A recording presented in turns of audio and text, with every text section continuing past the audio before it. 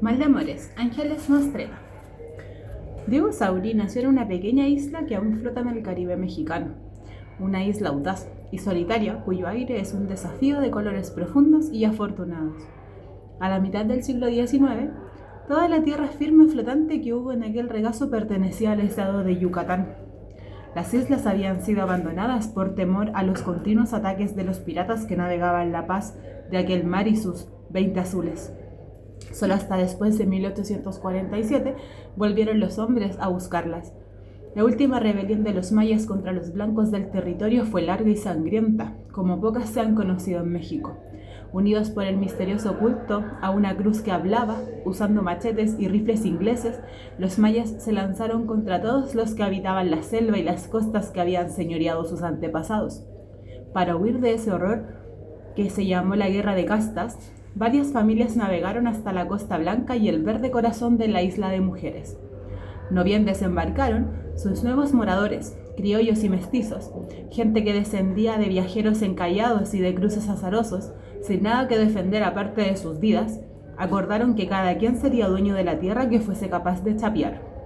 Y así, arrancando la hierba y las espinas, fue como los padres de Diego Sauri se hicieron de un pedazo de playa transparente y de una larga franja de tierra, en mitad de la cual plantaron la palapa bajo la que nacerían sus hijos. El primer color que vieron los ojos de Diego Sauri fue el azul, porque todo alrededor de su casa era azul o transparente como la gloria misma. Diego creció corriendo entre la selva y rodando sobre la invencible arena, acariciando por el agua de olas mansas, como un pez entre peces amarillos y violetas.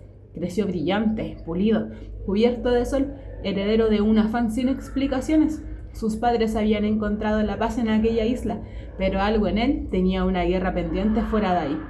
Decía su abuela que sus antepasados habían llegado a la península en su propio bergantín, y varias veces él oyó a su padre responderle entre orgulloso y burlón, porque eran piratas. Quién sabe de qué pasado le vendría, pero el muchacho en que se convirtió Diego Sauri deseaba con todo el cuerpo un horizonte no cercado por el agua. Se le había vuelto ya una pasión la habilidad curandera que su padre le descubrió cuando aún era niño, viéndolo revivir los peces que habían traído medios vivos para la cena.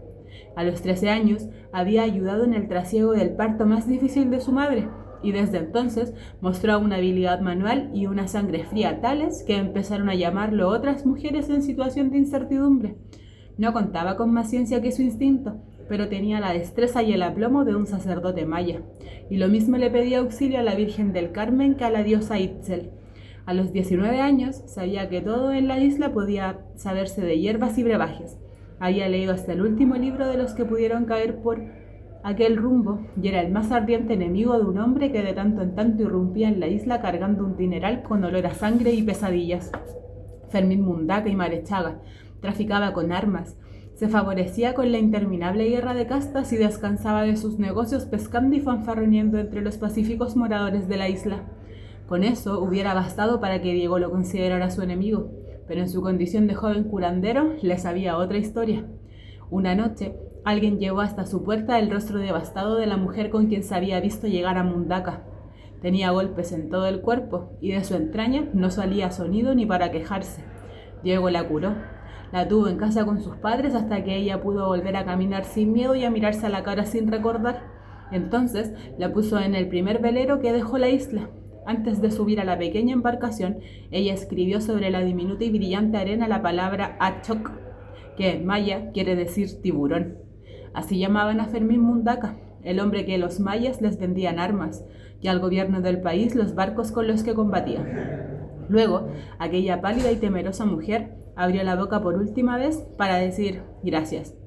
Esa misma noche, 5 hombres sorprendieron a Diego Sauri en la mitad del recorrido que hacía para la casa de sus enfermos. Lo golpearon hasta dejarlo como un montón de trapos, lo ataron de pies y manos y le rompieron la boca con que alcanzó a insultarlos antes de cerrar los ojos que le guardarían para siempre la imagen de una luna inmensa, burlona y amarilla, como la risa de un dios. Cuando pudo volver a preguntarse qué le estaba pasando, sintió temblar el agua bajo la celda que lo encerraba. Iba en un barco, rumbo a quién sabía dónde, y en vez de que lo inundara el miedo, lo estremeció la curiosidad. Por mar que le fuera, iba camino al mundo. Nunca supo cuántos días pasó en aquel encierro. Una oscuridad y otras muchas le cruzaron por encima hasta que perdió el sentido del tiempo. La embarcación había atracado más de 5 veces. Cuando el hombre le llevaba todos los días unos mendrugos, le abrió la puerta. So, here we are, le dijo un gigante rojo mirándolo con toda la piedad de que pudo ser capaz, y lo dejó en libertad. Here era un helado puerto en el norte de Europa.